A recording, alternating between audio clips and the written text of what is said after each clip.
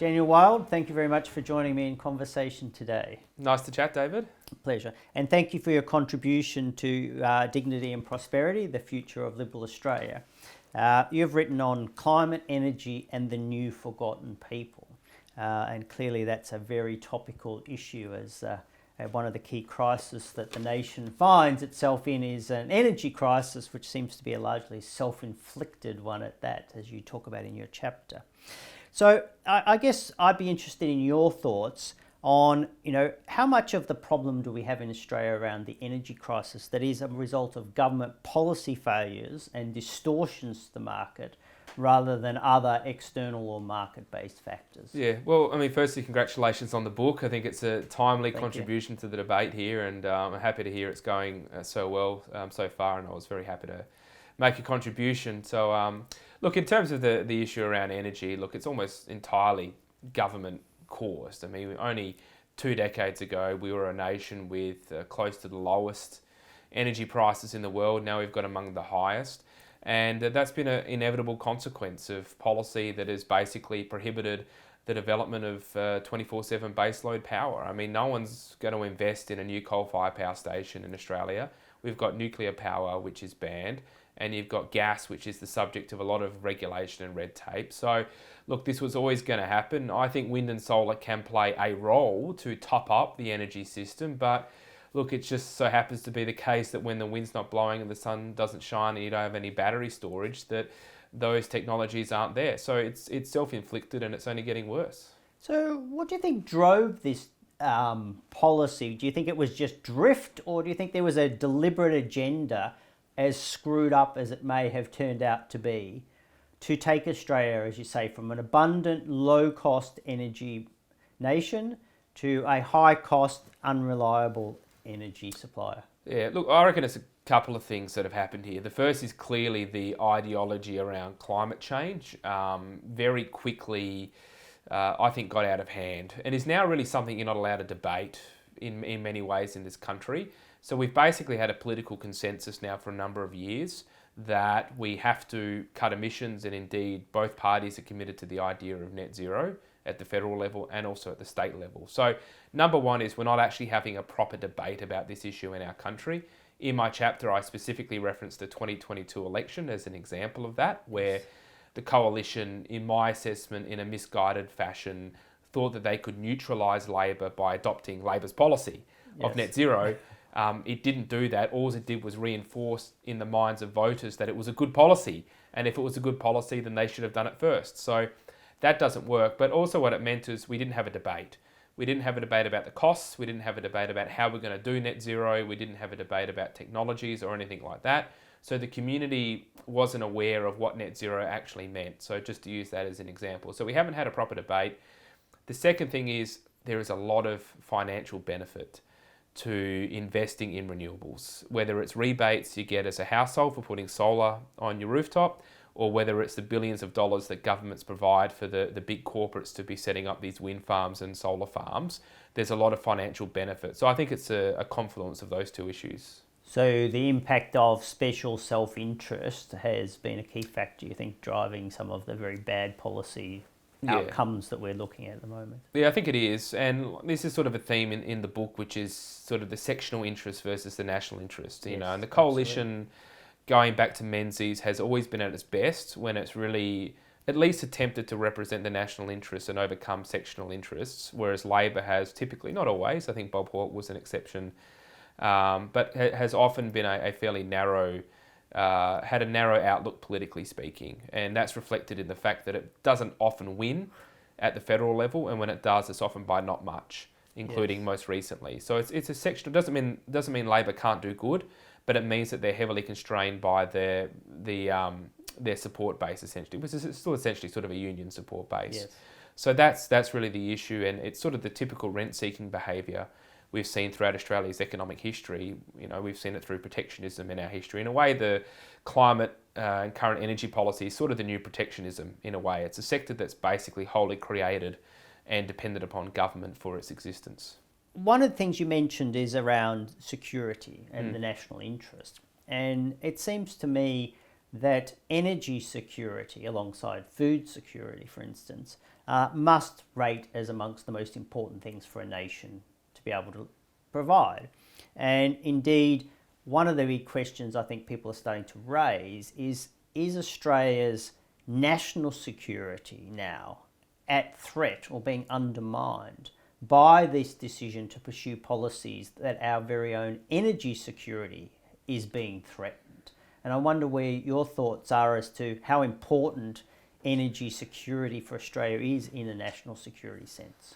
Yeah, look, I think it's an astute observation. I mean, clearly you can't have national security without energy security. If you can't rely on your own baseload power supply, you don't have anything else. You can't have a sovereign manufacturing base. You can't produce your own munitions.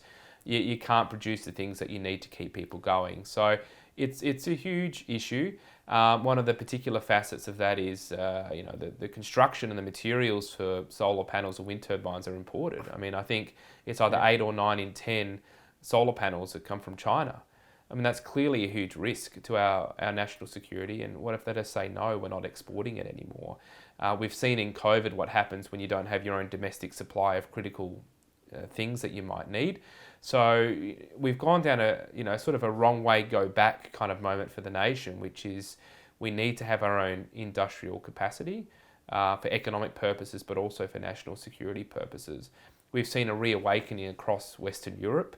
The brutal invasion of Russia of the Ukraine has made people realise that you've got to have control over your energy supplies. If you don't have control over your energy supplies, you don't really have control over your nation. No, and it seems to me a great shame as a major energy exporting nation that we have chosen through very poor policy, for whatever reason, ideological or whatever, that we've developed, to have undermined that in a place where we should be, in fact, reinforcing our national security through energy. Which brings us to the question of, as part of our national security, we've now decided to embrace nuclear submarines, which are the most lethal and effective modern weapon and defensive mechanism available to us to support our national security, which now raises the question in the political debate. And I know you personally in the book, but also more generally in the public with the IPA, have been pushing nuclear power as a key thing for Australia to do with our uranium resources, but also now to develop the technology and the technical skills base. So I guess, when and how should we be proceeding down the route of nuclear power?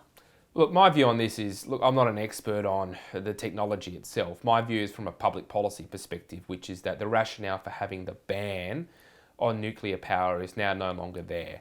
So they've got to remove the ban on nuclear power so that we can explore whether or not it's going to be a viable technology in Australia. Now, I don't know whether it should be 1 or 5 or 0 or 20 nuclear reactors we should have, or where they should be located. But we've got to have the debate, and we need to at least allow an environment whereby commercial operators can have a look at whether Australia is a viable place for that.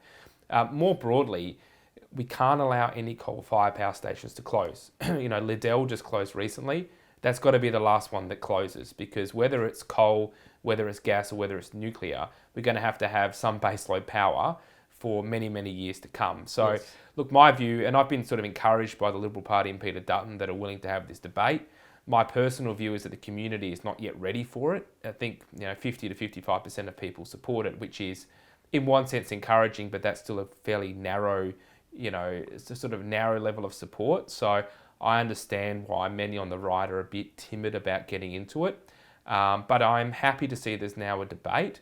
And I hope that the government is able to overcome politics and acknowledge that we have a serious energy problem. Nuclear is, if you're concerned about emissions, well, nuclear is 0 or low emissions. Yep. It's baseload power. We've got the supplies here. We've got uranium here. We've got to at least be having a serious look at it.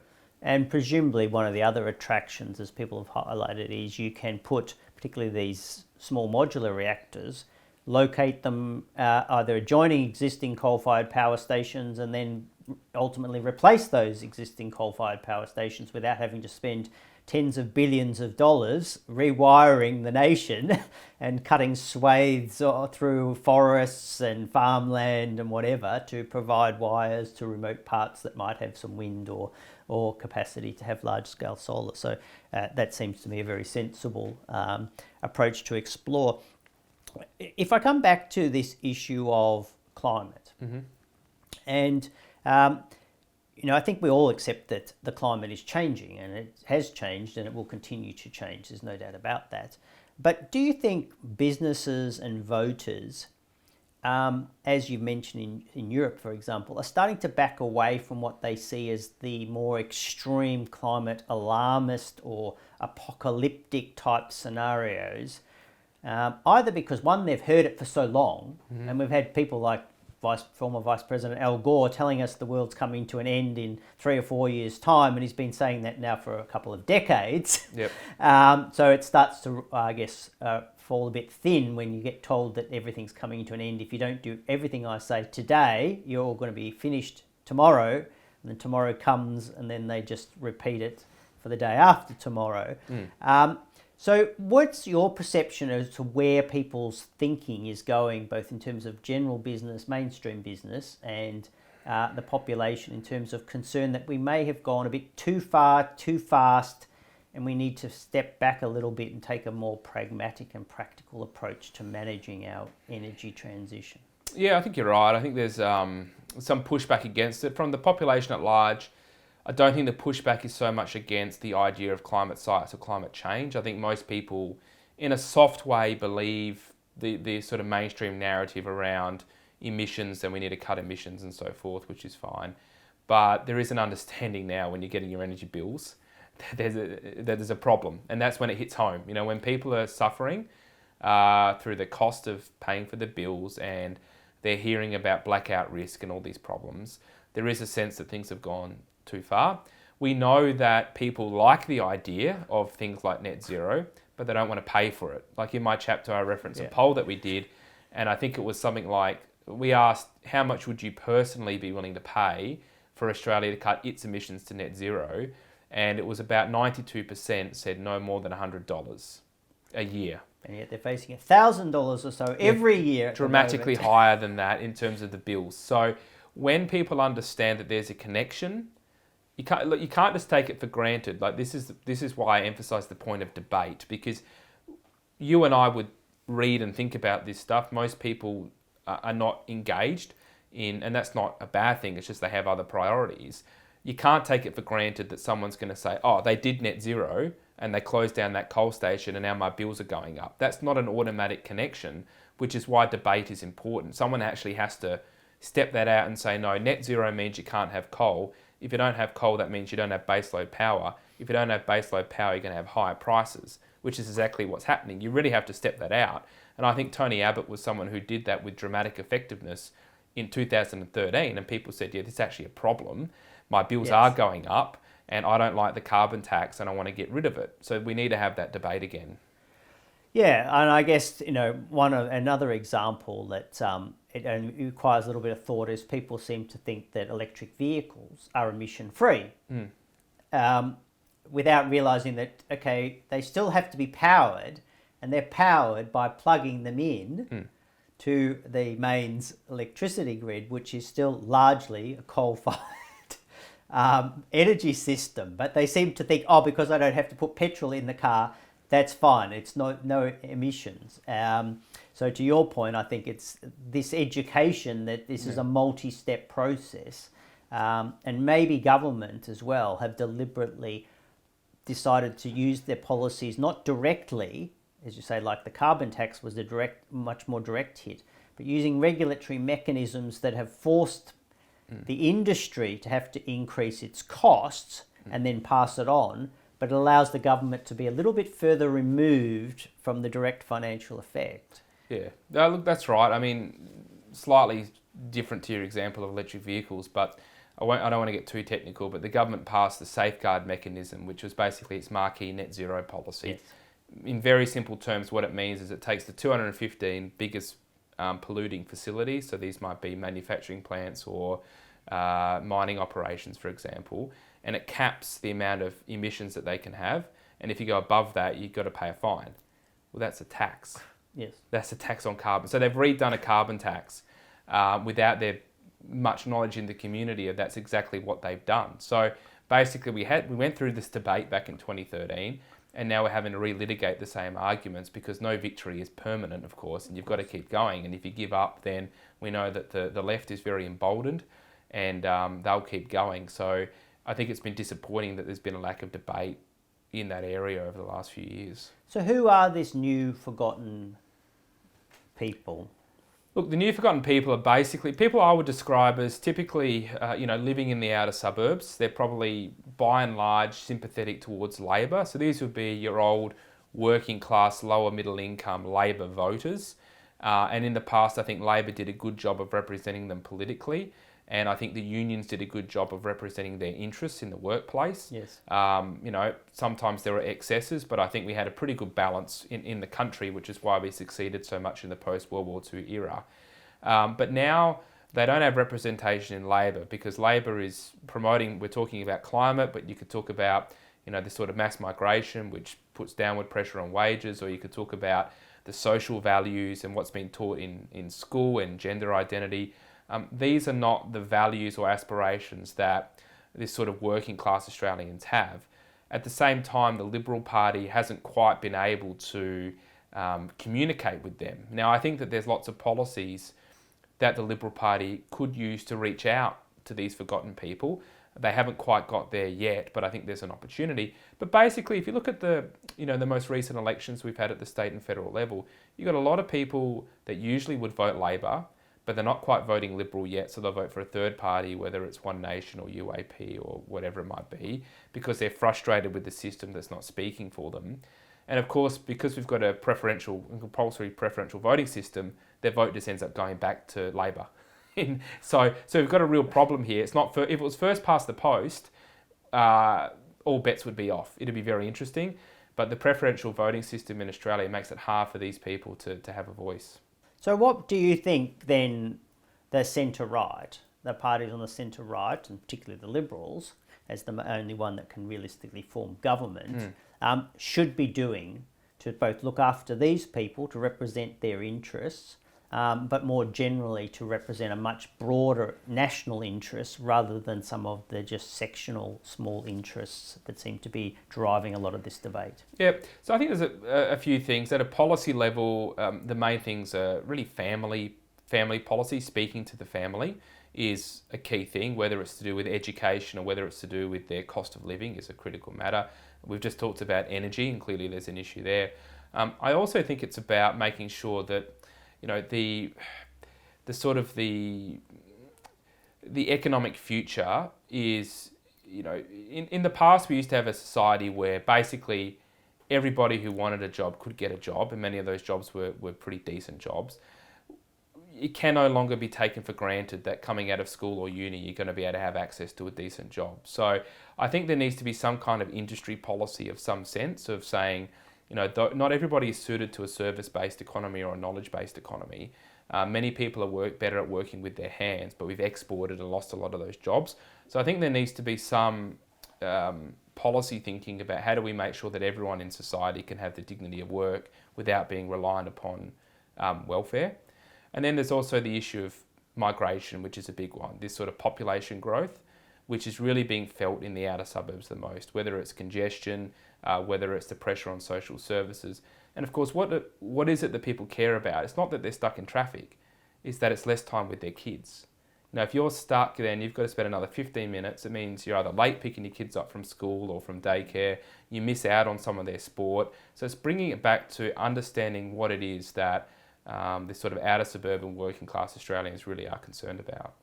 Yeah, and in the book overall, and certainly your chapter, but many others, we deal with the sort of the challenges, and there's a lot of negativity. Obviously, a lot of people are concerned that we're in a very illiberal period generally, certainly through the COVID period, and even before that.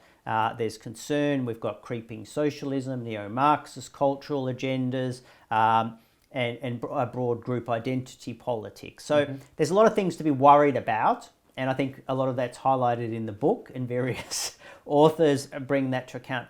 But part of the purposes of rejuvenating or reinvigorating liberalism is, in my mind, it's positive, it's optimistic, it's about the future.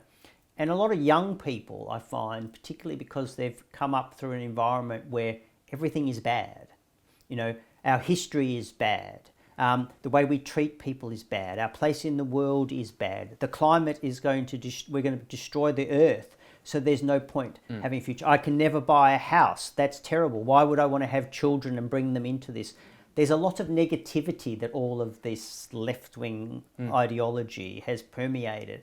And I wonder, from your perspective, you know, how do you see liberalism as uplifting, aspiring and positive, and how that could appeal to people of your generation and younger ones as well, coming forward to say, well, actually, the future is good if we do X, Y and Z in a liberal manner? Yeah, look, you put your finger on something pretty interesting, which is almost the tension between sort of freedom and safety, in a sense. And I think for a lot of people, freedom is quite scary and daunting because it means responsibility.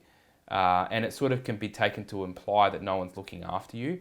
So for me, the future of the centre-right is being couched in individualism and individual rights as against, as you mentioned, identity politics, but also understanding that we are in a heavily fragmented era where families quite often break up.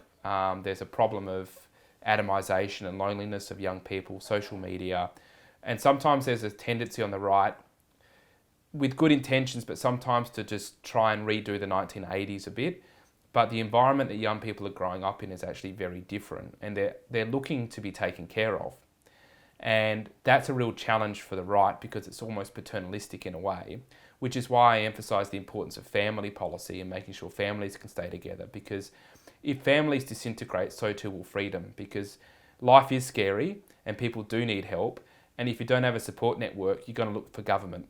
And we're seeing that, for example, with rental. I'm speaking to you in Victoria.